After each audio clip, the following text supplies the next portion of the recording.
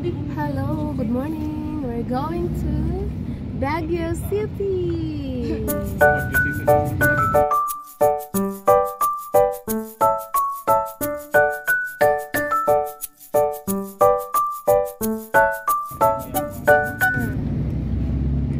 Ayan, lagi ako maayan eh. May namimiss ka, Bek? Summer, where are you going? Beauty! Ah? Beauty! Baguio City! Baguio Beauty!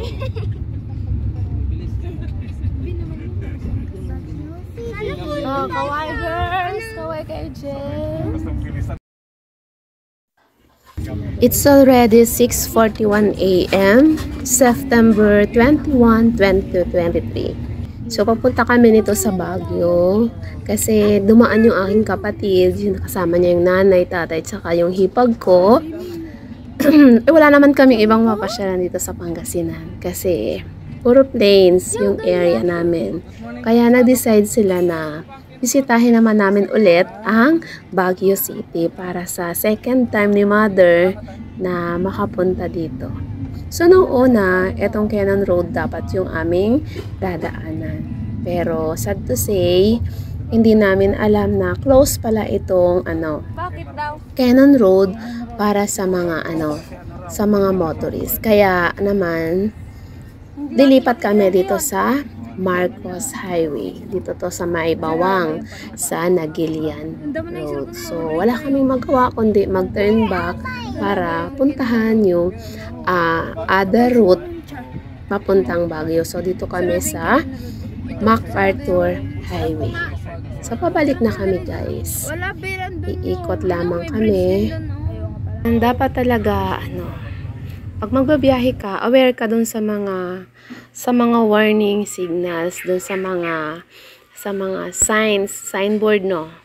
Para hindi na nagkakaroon ng aberya dun sa mga pinadaanan natin. Kagaya nga nito kanina, napansin ko rin naman na close. Ayan, may napansin akong close. Kaso lang, hindi ko siya napagtuunan ng pansin kasi nagkukwentuhan kami dito sa loob ng sasakyan. Kaya ayan, lesson learned. Dapat aware tayo sa mga signs and signals dito sa daan. Lalo na papuntang Baguio. Ito kasing lugar na ito pabundok. Ayan. Pataas yung area at saka mapanganib sa mga motorista at saka sa mga biyahero. Yan, dapat din maging maingat tayo sa pagdadrive. So, doon sa mga first timers, maging maingat po tayo sa mga warning signs, regulatory signs, tsaka doon sa mga guide signs na makikita natin papunta dito sa lugar. At lalo na, marami pong mga kurbadang daan paakyat dito sa Baguio City. So, ayan. Kung mapapansin ninyo, napaka-foggy na ng area papunta dito sa lugar. At medyo tanaw na rin natin itong semi-tunnel dito sa MacArthur Highway. Ayan. So, nandito po kami sa loob ng tunnel. So, short tunnel lang naman ito. Maybe dahil ito ay protection ng mga travelers mula sa landslide at saka sa mga falling stones. Yan. Napaka-dangerous talaga ng road to Baguio City. Ayan. Enjoy na ng aking mga kasama dito sa loob ng sasakyan. Ang ambience ng lugar. Ayan. Napakataas na ng humidity. Kahit nasa loob kami, ramdam namin na medyo nag-iba na yung lamig ng paligid. Dumoble na, guys. Yes, finally, here we are, guys. At tanaw na namin ang gabundok na mga bahay dito sa lugar. Ayan, ito na po ang highlands ng Baguio City. Ayan, pupunta kami doon sa sa Color Valley. Yun yung aming unang destination dito sa lugar. Yan. Have a blissful day, Valley of Colors. Ayan. So maraming salamat po sa utak ng lahat ng ito kung paano nagkaroon ng makulay na village dito sa Baguio City. At isa na rin sa tourist attraction sa lugar na ito. So dito, wala po tayong babayaran na entrance fee, pero. Kailangan po natin na mag-donate ng any amount of money para po patuloy pa rin po nila na ma-preserve at ma-maintain ang kagandahan ng lugar na ito. Okay, let's jump to other station. Dito naman to sa Burnham Park. Okay, kasama ko ang aking butihing mother sa pamamasyal sa lugar na ito at saka ang aking bunsong anak na si Summer Rain. Ayan. So, ang ganda ng paligid at napaka-cozy. Ayan, matatanaw nyo naman at pakiramdam talaga namin dyan, lamig na lamig kaming dalawa. Ayan. So, eto na yung aking family. So, naghahanap kami dyan na ang lugar para doon sana kami kakain. So, yung mga upuan, okupado naman siya. So, ayan, lakad-lakad lang guys para ma-exercise din si mother actually. Masakit talaga yung kanyang mga paa dyan. Inirereklamo niya ang kanyang paa. Yan naman yung aking bunsong kapatid, si Helen. Ayan. So, yan guys, video ko sa inyo. Para ito rin, isa na rin tong souvenir ko sa aming pamamasyal. Kasi iba na rin talaga. Bihirang-bihira na lang kaming magkita. Ayan.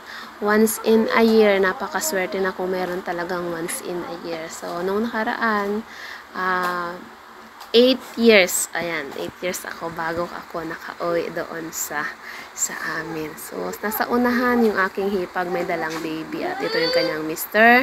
At ito naman yung aking mister. Ayan. So, sweet na sweet ayan mas babae pa siya kung kumilos kaysa sa akin. O, diba?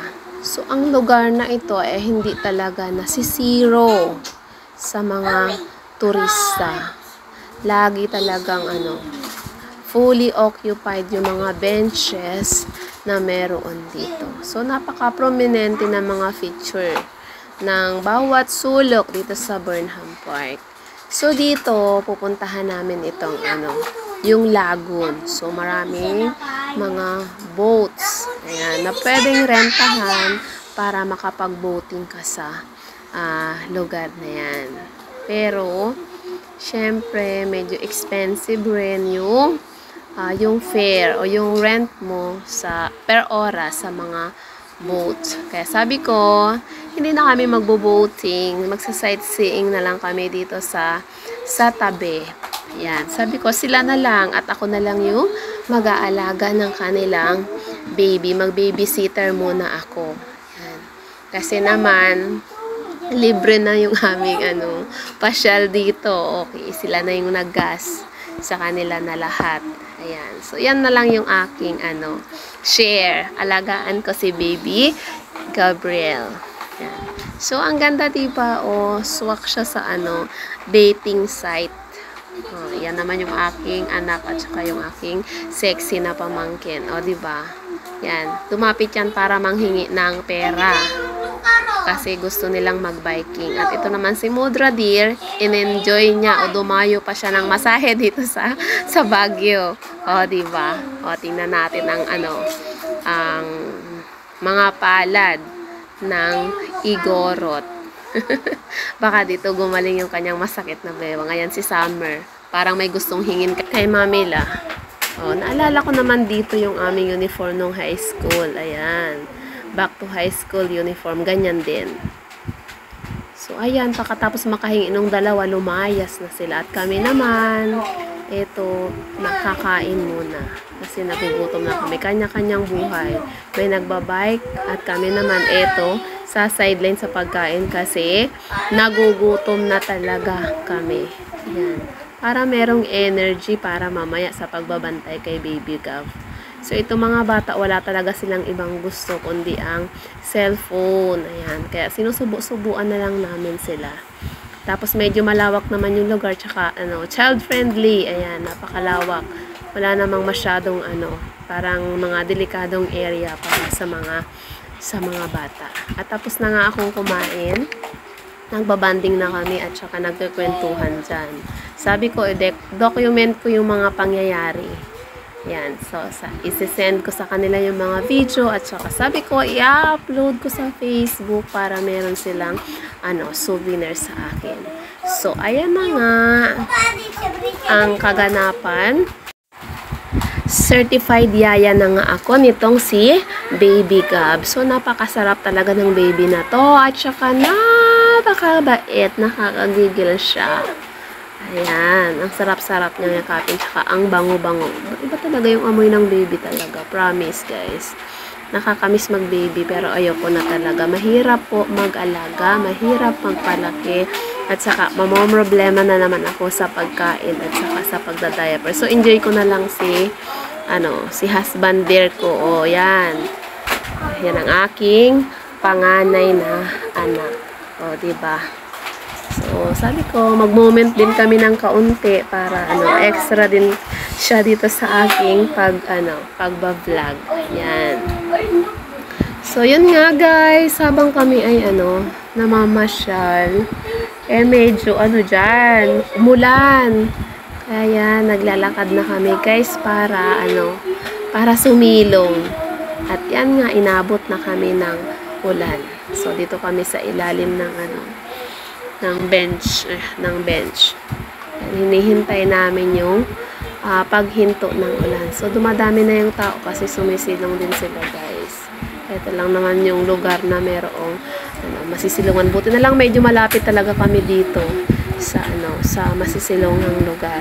Ayan, ikot ko yung camera para masilip nyo guys. Baka may kakilala kayo dyan.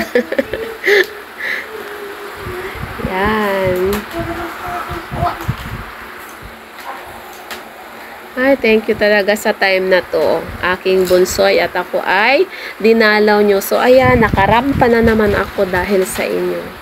So, nagpaalam ako sa aking boss para umabsent at sumama sa kanila. So, yan. Next destination namin ay pupunta naman kami sa Bamboo Sanctuary. Pero, sad to say, hindi po open ang Bamboo Sanctuary. So, bukas pa raw siya mag-open kasi nga, ito ay naka-reserve para sa isang party. Yan. Kaya, pupunta na lang kami sa Botanical Garden. Pero, pagdating naman namin dito sa sa Botanical Garden. Ayan, traveling. Pagdating namin dyan, hindi rin kami nakapasok kasi napakamahal na ng entrance fee. So, per head ay 150 pesos. Kaya yan, pasilip na lang guys. So, dediretso na kami ngayon sa Mines View Park. Ayan. Sabi kasi, mas mura lang yung entrance fee dito. So, 15 pesos o carry bum ng bulsa. Ayan, kanya-kanyang bayad kami dyan sa Mines View. Ayan, diretso kami guys. Tapos, sabi ko mauna na sila kasi alam nyo na, plantita lover. So, nagtingin ako dyan ng plants guys. Ang gaganda ng mga halaman. Kasi yung klima talaga dito, parang protected at preserved din talaga yung yung mga leaves nila. At saka yung flowers, ang gaganda talaga guys. Ang problema nga lang, wala akong extrang pambili. Ayun. Kasi ang buwan ng pagpunta nila, yung araw ng pagpunta nila, Petsa de Peligro. Yung malayo pa yung sahod. Uubos na yung pera. Char. Ang gaganda guys. Tingnan nyo. Oh. Yan. Pag gusto nyo magpabili sa akin. Ayan. PM lang po. Idadayo ko kayo dito sa Baguio para bilhan ng mga yan. Diba? So, ang ganda pa ng panahon dyan, guys. Ayan, pwede mag, horse riding para sa picture taking. Oh, naka-costume din ang kanilang mga kabayo. Ready ang kanilang mga pink outfit. Ayan. So, yung anak ko malungkot na. Hinihintay niya kasi ako para bumaba dito at tanawin ang buong view ng Mines View. Medyo matarik siya guys at saka nakakatakot. Pero pinaya naman ng powers at nakita namin ang magandang view dito sa mines. Ayan. So, pagdating namin, dami na rin mga nagsi-selfie at saka groupie. Ayan. Ganda pa ng lugar. Tapos, picture-picture na kami dyan. Ayan, bantusawang copy picture. Then, after a minute, guys, ayan, bigla pong kumulimlim ang paligid. Kaya, ayan, konti lang yung aming mga kuhang larawan at saka video kasi magsak na kaagad ang ulan. Ayan. Mabilis yung pagkulimlim, yung walang badya. Merong ambon. Kaso lang, yung pagbagsak ng ulan, mabilisan. Kaya hindi kami nakaalis. Natrap kami dito sa lugar. Hindi muna kami. Sumilong muna kami dito sa waiting shed. May buti na lang may shed rito. Syempre may mga bata. Hindi naman kami basta-basta makatakbo kasi bago kami makarating ng sasakyan, basang-basa na kami sa lalaki ng mga patak ng ulan. So ito, alas 2 pa lang ito ng hapon. Alas 2 pa lang ng hapon. So plano pa lang namin na pumunta rin sa Northern Blossom. Ayan. So yun sana yung sunod na pupuntahan namin. Pero patilahin muna namin daw ang ulan. Dahil medyo matagal na tumila yung ulan, siguro mga 30 minutes kami na naghintay dito sa lugar. Ayan, 30 minutes na kwentuhan hanggang sa medyo humina naman na yung mga patak ng ulan. Kaya ayan, takbo kami papunta sa sasakyan. Ayan, nagmamadali kaming pumunta kasi parang wala nang planong huminto ang ulan. Matagal din yung kanyang pag-ambon. So habang hindi pa gaanong malakas, sabi namin balik na kami sa sasakyan at doon na lang namin ipagpatuloy ang aming pamamasyal sa Northern Blossom. So pagdating nga sa sasakyan, ayan, hindi pala siya hihinto at mas lalo pa pong lumakas yung mga patak ng ulan. So yan, nagplano na kaming bumalik na lang sa Pangasinan. Ayan. Hindi na kami mamamasyal kasi sabi namin, imposible nang humina ang ulan o tumila ang ulan. So yun nga, totoo naman, hindi na tumila ang ulan at talagang napaka sagana ng kanyang pagbuhos. At akala nga namin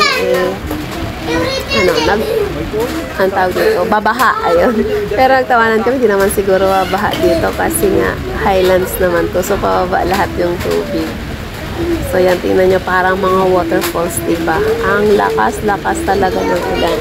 Kaya yan, doble ingat din yung aming driver sa kanyang pagmamaneho. So pabalik na yan kami, guys. Yan talaga yung karamihang problema kapag mamamasyal ka. Minsan, yung panahon, wrong timing. Ayan, timing na timing yung katawan, timing na timing dahil meron kang mga kasama.